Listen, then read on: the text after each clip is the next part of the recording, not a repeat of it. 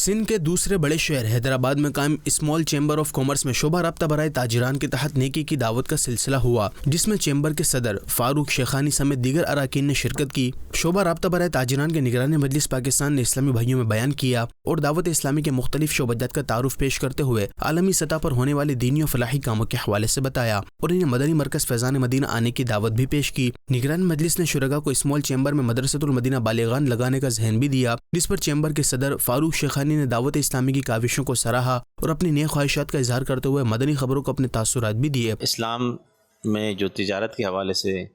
اصول ہیں وہ ہمیں بتائے، اس کے علاوہ انہوں نے ہمیں دعوت اسلامی کے بارے میں بریف کیا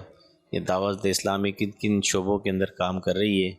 اور انشاءاللہ تعالیٰ تاجر برادری جو ہے ان کے ساتھ ہوگی، اور جس حوالے سے بھی وہ ہم سے تعاون چاہیں گے ہم کریں گے۔ آخر میں نگران مجلس پاکستان نے چیمبر کے صدر اور دیگر اسلامی بھائیوں کو مکتبۃ المدینہ کی کتب و رسائل تحفے میں پیش کی ہے۔